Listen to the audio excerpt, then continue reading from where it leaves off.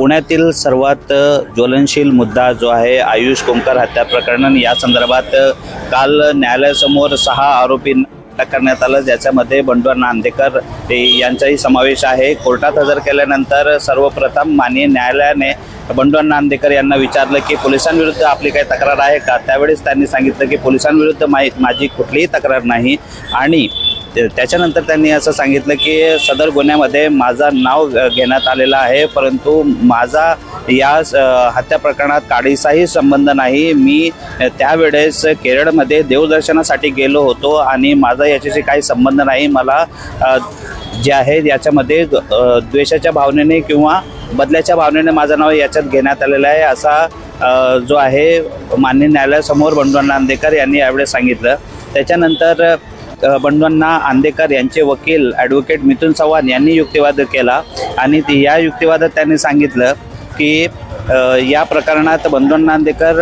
महाराष्ट्रातच नव्हते आणि त्यांचं नाव याच्यामध्ये गुंतवण्यात आलं, कारण की वनराज आंदेकर यांचा ज्यावेळेस हत्या करण्यात आली त्यावेळेस कोमकर कुटुंबियांचे सगळ्यांचे नावं त्याच्यामध्ये आरोपी म्हणून घेण्यात आले आणि त्यांच्या घरचे जेवढे लोक होते त्यांचे नाव त्याच्यामध्ये होते। त्याचाच बदला घेण्यासाठी या ठिकाणी बंडू नांदेकर आणि इतर त्यांच्या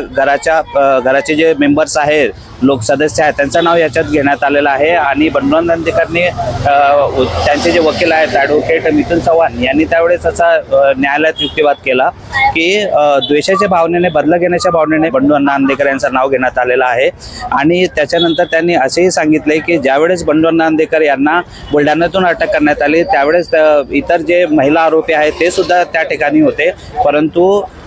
ज्यावेळेस अटक करण्यात आली त्यावेळेस महिला पोलीस कर्मचारी त्यावेळेस उपलब्ध न होते, असाही युक्तिवाद बंडूंनाच्या जे वकील आहेत ॲडव्होकेट मिथुन चव्हाण यांनी न्यायालयात केला।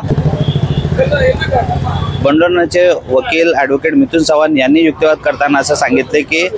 जो मयत आहे आयुष कोमकर हा माझा सक्का नातू आहे आणि याला मारून मला काय मिळणार आहे आणि जर मला बदलाच घ्यायचा असेल तर माझे जे प्रतिस्पर्धी आहेत मी त्यांच्याकडून बदला घेतला असता आणि आयुष कोमकर हा माझा सगळा नातू आहे, याला मारून मला काय भेटणार आहे आणि जो आहे माझ्यासाठी जेवढे माझे मुलं आणि मुली आहेत ते माझ्यासाठी सर्व समान आहे, असा युक्तिवाद ॲडव्होकेट मिथुन चव्हाण यांनी केला। यामध्ये आपण जर बघितलं तर आयुष कोमकर हत्या प्रकरणातील जेवढे आरोपी या ठिकाणी आहेत ते त्याच्यामध्ये 2 भावी नगरसेवकांचाही समावेश आहे आणि जवळच पुणे महानगरपालिकेच्या निवडणुका तोंडावर आल्या आहेत आणि बदल्याच्या भावनेने त्यांची जे राजकीय कारकिर्दी आहे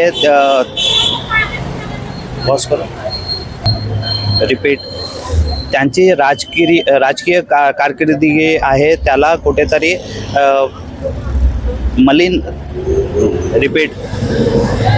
त्यांची राजकीय कारकिर्दी मलिन करण्यासाठी त्यांचं नाव घेण्यात आलेले आहे, अशी चर्चा या ठिकाणी होत आहे। आणि यावेळेस न्यायालयात तपास अधिकारी यांनी जेव्हा न्यायालयात सांगितलं की आम्हाला यांची 7 दिवसाची PC देण्यात यावी, कारण की आरोपींकडून आम्हाला जे आहे हत्यार वगैरे जप्त करायचे आहे आणि त्याच्यानंतरच जे आहे बंडू नांदेकर यांचे ॲडव्होकेट मिथुन चव्हाण यांनी यावेळेस सांगितलं की प्रसारमाध्यमातून असं दिसतंय की ॲडिशनल कमिशनर जे आहेत त्यांनी पत्रकार परिषदेत सांगितलं की 2 वेपन्स जे आहे ते जप्त करण्यात आलेले आहे आणि कोर्टात असं सांगितलं जातं की आम्हाला वेपन रिकवर करायचे आहेत। याच्यामध्ये कॉन्ट्रडिक्शन जे आहे, तफावत याच्यामध्ये जे समोर आली, हा चर्चेचा विषय सध्या बनलेला आहे। त्याच्यानंतर जर आपण बघितलं की ॲडिशनल कमिशनर पंकज देशमुख सरांनी ज्या पद्धतीने पत्रकार परिषदेत पत्रकारांना उत्तर देताना सांगितलं की हे जे आहे गँग वॉर नसून हे कौटुंबिक वादातून झालेलं प्रकरण आहे, याला गँग वॉर म्हणता येणार नाही असं त्यांनी पत्रकार परिषदेत सांगितलं। परंतु जेव्हा माननीय न्यायालयात युक्तिवाद सुरू होता त्यावेळेस तपास अधिकारी यांनी सांगितले की गँग वॉरचा हा प्रकार आहे असं सांगितलं, म्हणून ही चर्चा रंगत आहे की पोलिसांचा आपसामध्ये तालमेल नाही का, जे ॲडिशनल कमिशनर पत्रकार परिषदेत वेगळी गोष्ट सांगताय आणि जे आहे न्यायालयात ते वेगळी गोष्ट जी आहे प्रस्तुत केली जात आहे, हाही नागरिकांमध्ये चर्चेचा विषय झालेला आहे। तर याच्या पुढे तपासामध्ये काय निष्पन्न होईल हे पाहण्यासारखी गोष्टच आहे। परंतु पोलिसांनी 7 दिवसाची पोलीस कस्टडीची डिमांड केली असता माननीय न्यायालयाने 4 दिवसाची पोलीस कस्टडी या ठिकाणी देण्यात आलेली आहे